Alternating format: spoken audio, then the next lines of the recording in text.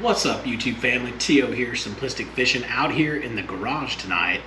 I just got a message from Joshua Powell saying, what about the July baits? July bait video coming soon, question mark, question mark. You know what? I totally forgot to give you guys the July baits, so that's what we're going to do tonight. We're going to jump in really quick. I'm going to tell you guys the baits that I'm using, some of the techniques that I'm using, what we need to be looking for, stuff like that. Let's go.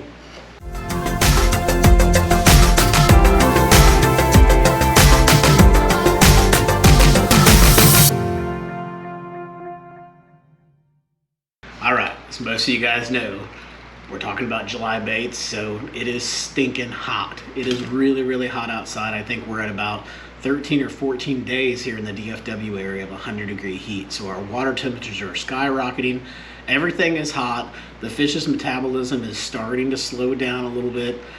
They're going to get a little bit more lethargic as we get a little bit further into these deeper summer months where it's going to start getting really hot. But the bite's still pretty good. But one thing that I see a lot, and that I did a lot when I was learning how to fish, is that I see people fishing way too fast. You really, when we get into the summertime and we get into these later months where it gets really hot, if you want to fish fast, get out there early in the morning and fish fast when the bass are really active and up shallow.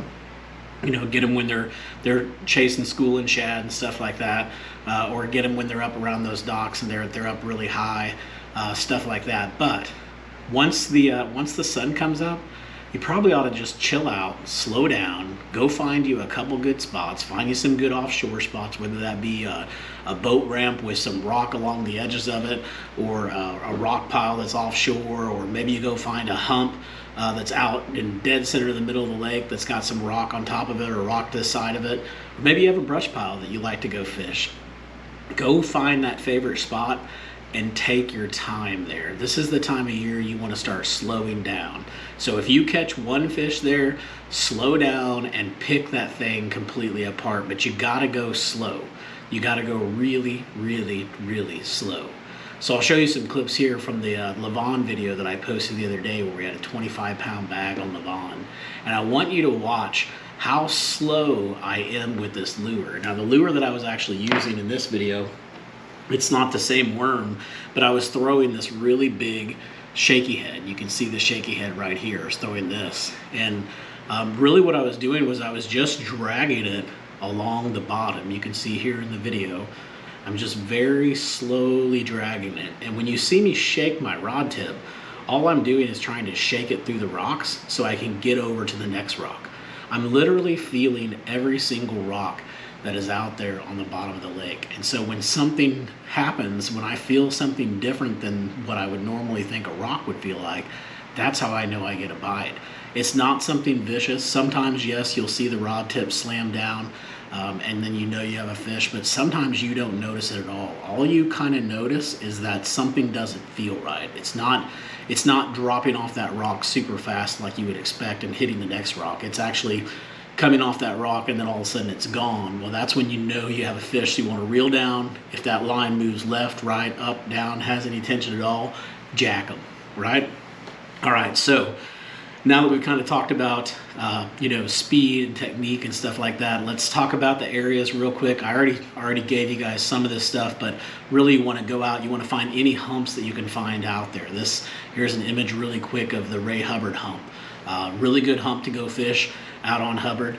Used to be. Haven't had a lot of luck there lately, but definitely a place that I would go look right now in the July time frame. I've kind of been staying away from Hubbard a little bit because there's so much activity out there, and I've been trying to kind of explore Levon, you know, trying to learn that lake instead. It's a lot less activity up there, a lot easier to fish in the summertime. So other things you want to look for as well is you want to look for really boat ramps. You know, check out the boat ramps, and when you go to the boat ramps, you're going to line up to the boat ramps, and there's really some key areas in the boat ramps. So take a look at this image. This shows you the boat ramps and where the key areas are to fish. I'm not saying you're not going to catch fish in the middle of the boat ramp, but your target areas are going to be those areas on the sides where the rock comes down, and then the very end of the boat ramp where the motors have washed it all out and it's created almost a ledge or a ditch down there. Those are the areas that you want to focus on. You want to set your boat up to where you're casting into those areas. You want your lure to be in those areas 99% of the time. Don't waste your time casting across the boat ramp and then only being in the hot spot for, you know, the first 10% and the last 10% of your cast. So stay focused in those areas. I think you guys will have some success there. Focus on the boat ramps. Focus on rock piles. Any rock piles you can find out there. Offshore fishing, definitely do that. You want to get off these points. So find the points that are out there on the lake, especially the ones that are really deep, you know, have a lot of good depth to them, and go out and scan the heck out of those points and see what kind of cover you can find. You'll probably find brush piles, you'll probably find rock piles, all kinds of good stuff. For me, I'm a rock pile guy. I definitely will fish brush piles, but I have more success fishing around rocks in Texas. I think it's the whole, there's a lot of standing timber here. There's a lot of mud bottom here. And I just think the fish really attract to that rock. There's not a ton of rock. There's the riprap, and then you'll find the rock scattered here and there. And usually if you find the rock, you find the bass. It's kind of like find the grass, find the bass, which is definitely true. Well, find the rock, you're pretty much going to find the bass as well. So definitely focus on anything where you can find rock. Now, if you don't want to go offshore, maybe you can't, maybe you need to stay on the bank or something like that, you definitely want to focus on riprap right now. So in the mornings, get up there shallow. Get up there with a shallow diving crankbait or something like that. Let's see if I have one here. Let's just say like this one. Get up there with the shallow diving square bill crankbait and just crank away. I mean, if you're one of those people that just wants to power fish, get up there early in the morning and late in the evenings. Get you actually, I like this one a little bit better. This is a 6 cents one, imagine that. But get you something like that looks like a little minnow and just crank away. Bounce that stuff, deflect it, make sure it's hitting stuff. It's wobbling back and forth, and as soon as, if you're cranking it and you hear it thunk like that and hit a rock, don't just keep cranking, stop immediately. So crank, crank, crank, hit the rock, boom, it deflects, you're gonna pause. And that's usually when you're gonna get your bite. If you don't, pause for half a second, crank, crank, crank, boom, hit a rock, pause. Okay, so try that technique. I think that's really going to help you out. That wasn't even in my top baits, but since we're talking about areas to fish, riprap definitely in the morning, get shallow, and then as you work your way through the day, you want to start getting a little bit deeper. Now, one more thing I want to talk to you about before we dive into the baits that I think is absolutely 100% critical, and I don't think a lot of people pay attention to it, and that is shade lines. Shade lines can be huge right now. And I'm talking huge. Let's say, for example, that you're fishing around a bridge. So I'm out on the 66 bridge, let's say, on Ray Hubbard. And, well, that's not a good bridge. Let's find a bridge. Let's say the George Bush Bridge. So the George Bush Bridge on Hubbard, it runs north and south. So you're going to get a shade line in the morning. You're going to get a shade line from the sun coming up from the east. And then you're going to get a shade line on this side of the bridge when the sun comes down in the west. Those shade lines are key, and those fish will actually set up on those shade lines. Now, I know that a lot of times people say, nah, that's BS. Shade lines are more for clear water and stuff like that, and that's kind of what I thought as well. But I'm telling you, some of the best spots that I have found because of the shade lines. And I can go back there and I can prove it to you guys because I'll fish it the same exact way when there is no shade line and I can't catch a fish. But if I get the shade line, game on. So pay attention to the shade lines. When you pull up to a point or something like that, if there's a huge oak tree off to the right and it's standing really tall and it's providing shade into an area on the lake that's maybe 5, 10, 15 foot deep, but it's providing that big old shade area right there, seriously, that's cover. You need to fish it. You would be surprised. There might not be anything there at all, but that water temperature is 1 to 2 degrees cooler than everything else around it, and the bait and the bass will come up there and attract to that. So shade lines are really critical right now as we get deeper into the summer and it gets super hot. All right, I've talked to you guys about all kinds of good stuff. Remember, focus on rock, focus on riprap, focus on humps, focus on the offshore points with rock piles. I think you guys will be in good shape. Let's talk about some of the lures that we need to use. So obviously in the morning bite, I'm looking up here to see if I have any. In the morning bite, really, for me, if I go out there really early in the morning, which this is a weird time of year. It's almost like early morning for me is not really my thing. You're gonna think I'm crazy, but the hotter that it gets, I feel like the better that offshore bite gets, or at least when the sun gets up higher, you know, it's better. At least when the sun gets up enough to where I can get the shade lines and stuff like that. But if I'm going out there early in the morning, which I'm still an early morning guy, I'm gonna throw that catwalk or a spook, something like that. I'm gonna get up close to the riprap. I'm probably gonna throw that crankbait as well, that little bitty crankbait and that spook, and just see what I can find. I'm probably not gonna catch anything too huge up there, but definitely an area I would look. I'd probably go out, you know, either along the riprap along the highways, try that, or if I'm on a lake where I don't have that riprap, I'm definitely going to go to the dam, start at the dam. That's always a great place to start your day. It's where most of the fish are in the lake, and it's definitely a good place to start. All right, so let's talk about the lures. First off, you guys saw me hammer down again in that video back on Levon, and I was actually using something that was really unique for what I was doing. It was strange because I was actually catching them on a bigger worm. So I had a really big shaky head worm. Let me see if I can show you guys my worm here. I had this really big shaky head worm. It wasn't this one exactly. I think the one that I was actually using was a smash deck, but I put it on a 3/4 ounce shaky head, and basically I just drag it along. Well, this was working good, and this is definitely a top bait for me. You definitely want to go out there and get you some of these. You know what's been working the best for me is getting this 6 cents 9.5 inch worm. I don't know if it's not the ridge worm. It doesn't have the tail. It's just like the straight worm that they have. I don't know the exact name, but get you some of those. They're big, they're giant, and when you do it, you know, be careful how you put your hook in there, because if you draw your hook straight up through it, you're going to break your worm. So you kind of want to draw when you put your hook in the worm, you want to bring it in almost through the middle instead of out and up. So you want to come in more through the middle and pull it straight back. That's going to protect your worm better, keep it from breaking on you on those bigger worms. So big shaky head, 3/4 ounce shaky head. Get you some of those 6 cents worms, or get you some bigger worms, the biggest worms you can find. Those Mam's worms work good as well. There's all kinds of good worms out there. Just get you a giant worm, put it on here, throw it out. You're going to cast it out as far as you can away from the boat, and it should take you 2 or 3 minutes probably to get that lure back to the boat. So it's very methodical. You throw it out, you raise your rod tip up. When you're raising your rod tip up, you're literally feeling every single rock. And I get my rod tip almost, not completely vertical, but I get it pretty high up there. And then as soon as I get it to probably about this position right here, I drop my rod tip back down. You'll see me spin my reel. I'm bringing in the slack line, not all of it, but most of the slack line, and then I'm doing it again. That line never really gets super tight, and it's very, very methodical. It's slow fishing, so you got to make sure you're confident in where you're at. But as long as you're confident where you're at, you will catch some fish, and you'll outfish your partner, because he'll be over there just popping it around, throwing it, you know, 30 seconds in, you know, as fast as he can, like it's spring fishing, and he's going to wake up real quick and realize that you got to slow down. It's time to slow down.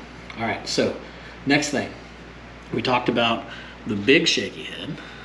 Let's talk about the little shaky head.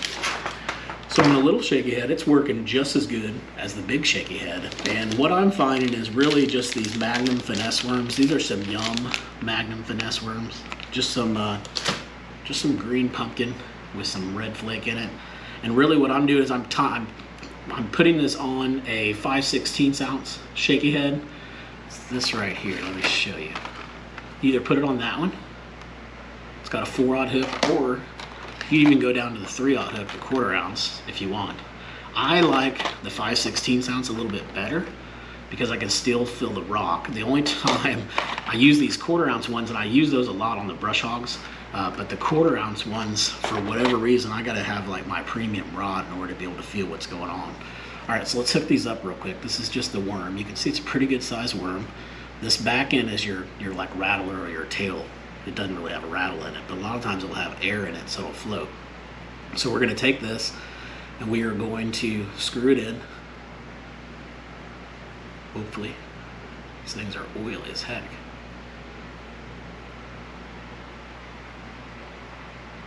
All right, now I got it screwed in there, right, just like that.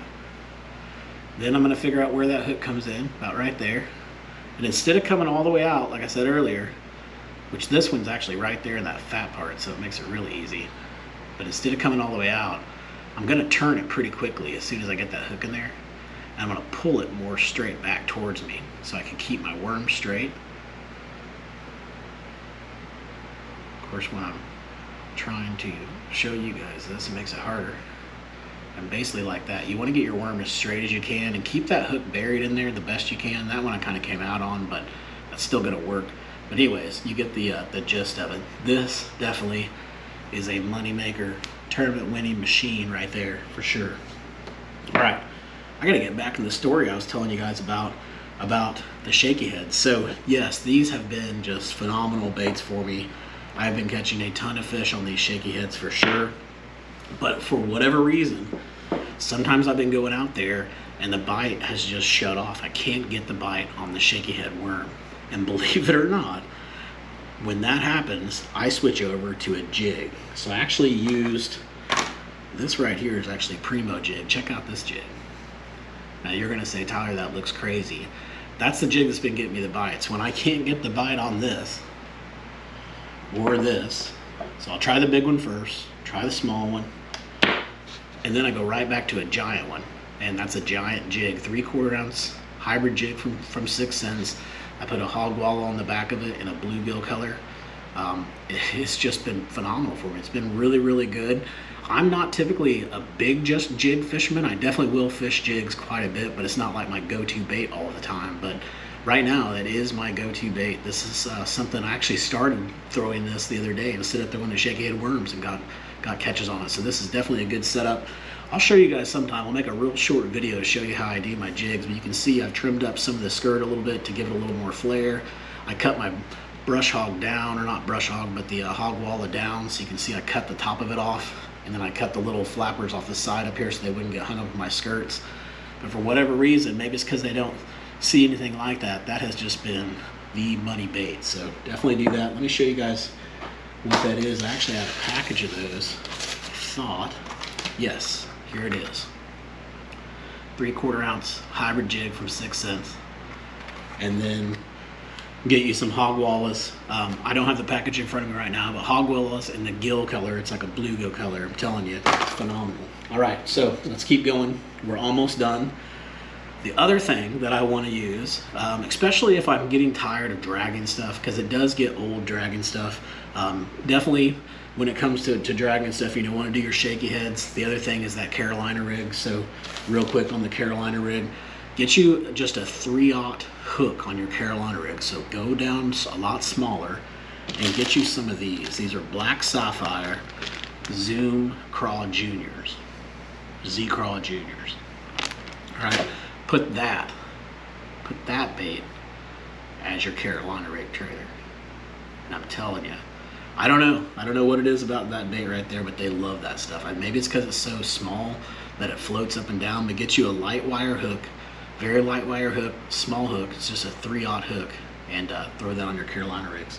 All right, so if you get tired of throwing all that Carolina rig stuff and you want to throw something that's moving, now again, everything you throw, except for in the morning, you want to just chill out, right? Just chill. Just take your time. You know, maybe go get some beer or whatever. If you're old enough to drink beer, go get some beer. If not, just relax. You're out there to have fun. You don't have to go out there and smash fish every day to have fun. Enjoy nature, take your time, and if you do that, you'll catch more fish. So, however, you're gonna get tired of dragging that stuff. I get tired of dragging that stuff. So when that happens, I throw on a Wobble Head. You guys have heard me talk about a Wobble Head a bunch. It's one of my go-to lures for sure. It catches very, very big fish. This is the Wobble Head right here. If you listen really closely, you can hear it rattle. And that will definitely get the fish's attention. So not only are you getting the rattle, if you look at the top of this bait right here, it's been all bashed up, paint's all knocked off. That's awesome, that's what I want. That's from banging into the rocks. And so with that banging into the rocks, plus that little rattle, that's a Jean LaRue, it's got a little rattle in it. I think it's a killer bait for sure. Now, you can also take that Wobble Head and get you the bigger Z-Craws, not the juniors, but get you the bigger ones. That's a deadly bait as well. All right, and then last but not least, if you really want to throw something and you really want to wind something, let's step away from the crankbait and let's do this. Let's put on a bigger chatterbait. So this is probably I don't know, probably either a 5/16 or a 3/4, I don't even know, maybe a 3/4 ounce chatterbait. It's pretty heavy, or bladed jig, or thunder cricket, or whatever you want to call it. Let's put one of those on. So you can see I've trimmed up the skirt a little bit. I put on a bigger 6 cents Divine swim bait, and what I'm going to do is I'm going to chuck this out there as far as I can, and I can chuck it pretty far because it's pretty heavy. So it might be a 1/2 ounce, maybe a little bit heavier than a 1/2 ounce. Feels a little heavier, but maybe it's just because I have that big swim bait on there. But anyways, chuck it out there, right? Chuck it out there, let it go all the way to the bottom. Take your time. Remember, that's like the motto of this video, is slow down. Slow down, take your time, let it go all the way down there. Once it gets all the way down to the bottom, I want you to pop your rod just a little bit, just enough to get it to get that, you know, that. Once you get that and you feel that vibration, crank it like you'd be cranking a wobble head. So you're just gonna slow crank it across the bottom as it hits stuff. Just let it deflect off stuff, you know, slow it up, change up your retrieve. Maybe you'll go 1, 2, 3, and then slow down a little bit, and then pull it up. And you're just gonna literally fish it like that. Hopefully you can see my hands. Very, very slow and very methodical. Try that. You can definitely get some big bites doing that with the chatterbait. Other thing you can do, and you can do the same thing with the jig on this technique, is you're going to throw it out. You guys have heard me talk about this before. Throw it out there, let it hit the bottom, reel in a little bit to where you have just a little enough slack line where you've got a bow in your line, and then you're just going to go 1, 2. So pop, pop, and then let it flutter back down to the bottom. Let it go thunk, let it hit the bottom, set there for a little bit. Same thing, pop, pop. You're going to feel it flutter, and then it's going to fall back down to the bottom and hit the bottom. When you get your bite, what's going to happen is you're going to pop it, you know, the 1, 2, bump, bump, and you're going to feel it flutter up, and then you're going to let it go. And when you let it go, you're going to be used to feeling, when you let it go, you're going to be used to feeling it go down and thump on the bottom. When you feel it thump on the bottom, that's when you know it's time to pop it again. The bite's not going to feel like that. The bite is going to be basically pop, pop, and as it's falling down, they're going to snag it. So you're not going to feel that thump on the bottom. So be aware of that. If you don't feel that thump immediately, you've got to reel in and not jack them super hard, but you know, get a pretty good hook set in them, and then bring them into the boat, because that bite sometimes is not one you can feel. By the time you feel it, it's too late. They've already swam off with it and spit it out of their mouth. So be aware of the timing that it takes when you pop that jig, how long it takes before it hits the bottom, and get used to that. So if it always takes, you know, a 1/2 second, you know, maybe you pop it 1 Mississippi, 2 Mississippi, and then you feel it hit. Keep used to that cadence. So next time you pop it, you know, 1, 2, and you go 1 Mississippi, 2 Mississippi, 3 Mississippi, that thing's still not hitting the bottom. It is time to jack them. It's time to reel down, set the hook, and bring that fish into the boat. So anyways, guys, I hope that helps you a lot. As you can see, I am definitely on to the shaky heads and the worms. Another one would be those brush hogs. Always baby brush hogs. If things are getting tough, tie that on to a 1/4 ounce shaky head. That will help you. But these baits right here should definitely get you on some fish. But remember, we got to slow down. It's getting super hot. We got to back off the shore a little bit. We're looking for shade lines. We're looking for rocks. And we're going to go really, really slow and methodical. That should help you guys out. Until next time, I hope you catch your PB. Take it easy.